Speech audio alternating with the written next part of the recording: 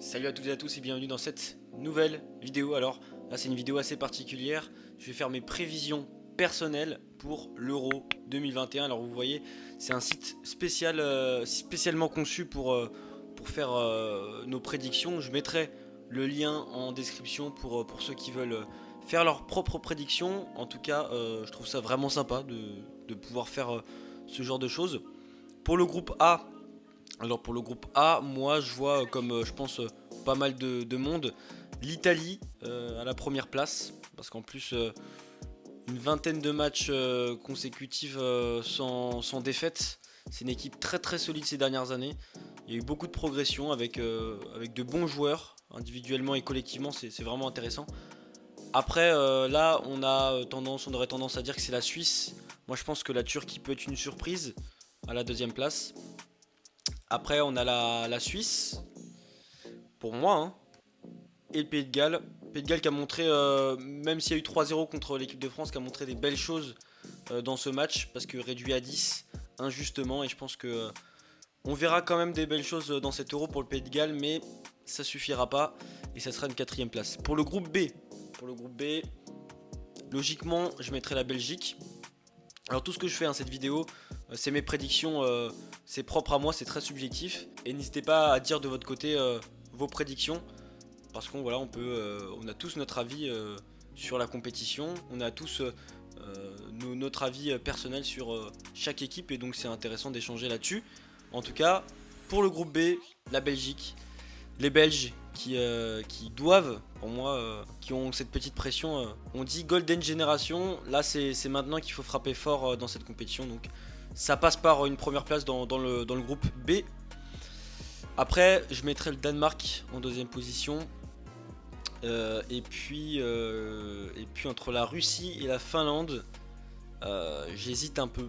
Je vous avoue que la Finlande, c'est pas une équipe qui se montre beaucoup, en tout cas je la connais pas trop. La Russie, il y a beaucoup de joueurs qui sont âgés, avec toujours un sélectionneur en place, ça peut leur porter préjudice, mais je pense que la Russie passera troisième et la Finlande quatrième. Après pour le groupe C, Pays-Bas premier, je mettrai l'Ukraine. Puis on retrouve aussi l'Autriche qui a des très très bons jeunes, donc ça va être une sélection hyper intéressante. Je rappelle d'ailleurs que les 4 meilleurs troisièmes des 6 groupes sont qualifiés en 8ème. Donc par exemple si l'Autriche est troisième, comme je viens de le faire, et fait partie des meilleurs troisièmes, ils pourront être dans les 8ème de finale. Donc rien n'est perdu pour les Autrichiens. Et puis petit nouveau de cette compétition, la Macédoine du Nord qui fait sa première participation à l'Euro.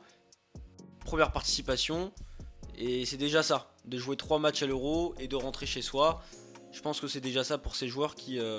c'est beaucoup d'émotions déjà de jouer ce genre de compétition quand on est macédonien du Nord. Et donc déjà voilà, quatrième, sans surprise.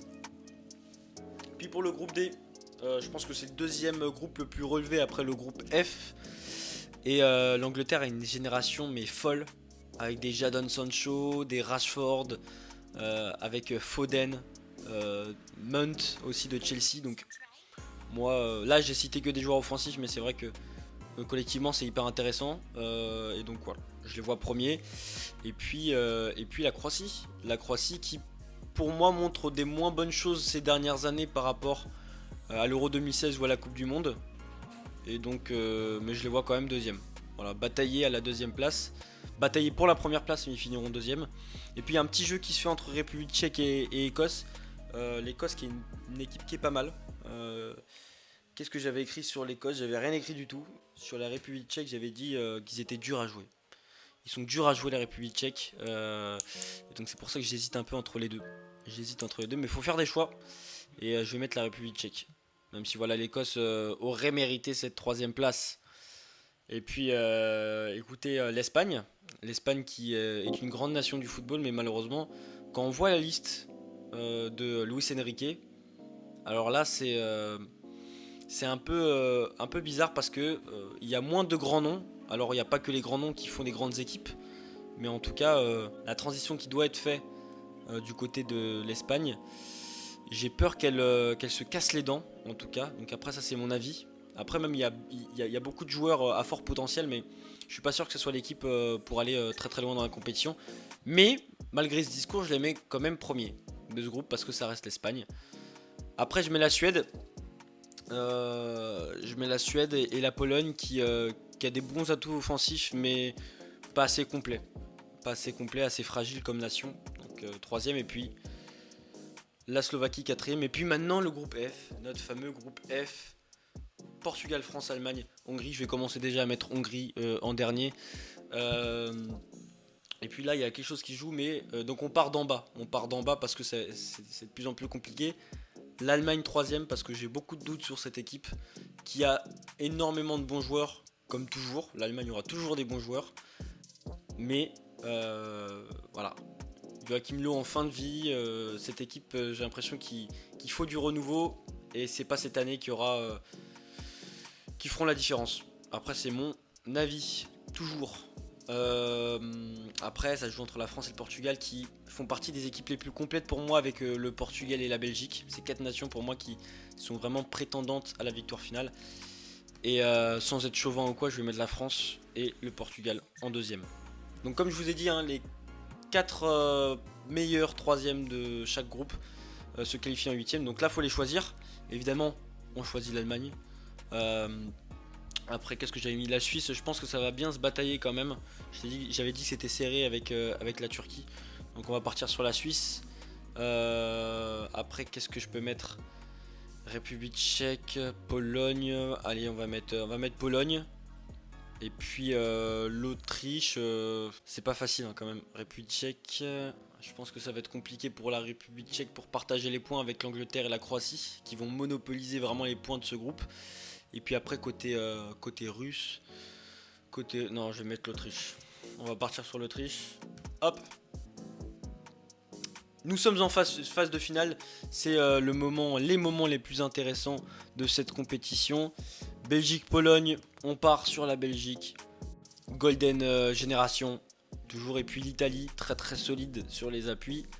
Là ça va vite, hein, on va dire, parce que le 8ème c'est beaucoup plus inégal en confrontation que les quarts de finale. On part sur la France contre la Suisse, donc France-Suisse en 8ème de finale. Puis Croatie-Suède, malgré un léger recul de performance de la Croatie, on va partir sur eux. Espagne qui passe. Alors là je fais pas beaucoup de surprises, je suis beaucoup dans la logique. Peut-être qu'il faudrait que je me tente plus aux surprises à partir des quarts de finale. Alors Angleterre-Portugal, dès les 8ème, deux gros favoris. Écoutez, je vais commencer déjà par faire Turquie-Danemark. Je vois la Turquie passer, moi j'ai beaucoup d'espoir pour la Turquie de Yilmaz. Oula, Pays-Bas-Allemagne et Angleterre-Portugal dès les 8ème. Oula, qu'est-ce que j'ai fait là? Qu'est-ce que j'ai fait Écoutez, on va partir sur Pays-Bas. Soyons fous, moi je pense que l'Allemagne ça va pas le faire là. C'est un vrai pari que je suis en train de faire là.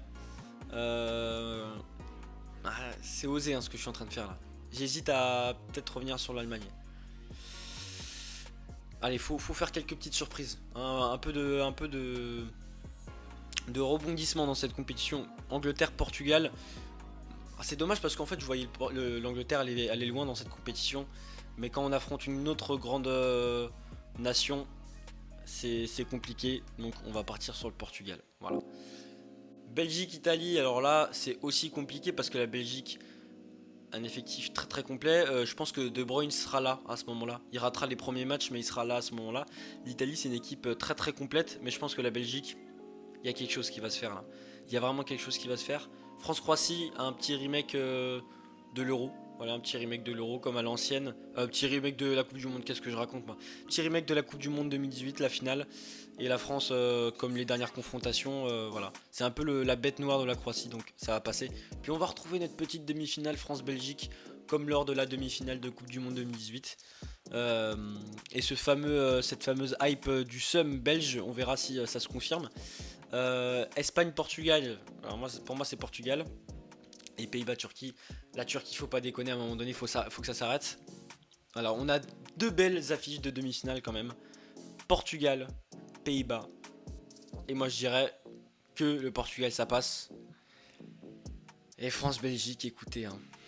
C'est compliqué quand on est français et quand on voit qu'on a une équipe incroyable avec Benzema, Mbappé, Griezmann, qu'on a une défense avec Varane, Kipembe, qu'on a un milieu de terrain avec Kanté qui ressort d'une victoire en Ligue des Champions, enfin bref. Et Belgique aussi qui a un effectif hyper complet. Donc ça va se jouer vraiment sur des détails. Si je mets France, ça va faire France-Portugal comme à l'Euro 2016. On va partir sur Belgique. Allez, on va partir sur Belgique. Il faut un peu de changement. Il faut un peu de changement dans le paysage footballistique. Puis l'Euro 2016 qui a été remporté par le Portugal en 2020, en 2021 plutôt. Du coup, je pense que la Belgique va faire la différence. Je pense que c'est le moment. C'est le moment pour la Belgique, c'est maintenant. C'est maintenant qu'il faut remporter une compétition avec la génération qu'ils ont. Peut-être que le train va passer et qu'il ne repassera plus. Ils ont pas autant de garanties que l'Allemagne qui depuis des générations ont toujours eu des bons joueurs. La Belgique ça fait que depuis 10 ans. Alors est-ce que ça va se confirmer sur les prochaines années? En tout cas je pense que c'est le moment pour gagner. Et victoire de la Belgique. Ça fait mal de dire ça quand on est français. L'ennemi belge qui remporterait cet Euro 2020. Mais le tableau que j'ai fait m'a amené à cette finale Belgique-Portugal. Et voilà, ça fait deux favoris sur les 4 que j'ai dit pour moi. Angleterre, France, Belgique, Portugal, c'est les 4 grands favoris de cette compétition. En tout cas voilà, 2 des 4 grands favoris que j'avais dit sont arrivés en finale selon mes prédictions. Et donc du coup la Belgique qui passerait. Donc voilà, donc n'hésitez pas à me dire vous aussi ce que vous pensez de mes prédictions. Et dites vos prédictions de votre côté aussi. Je vous mettrai le lien pour pouvoir faire ce genre de prédictions.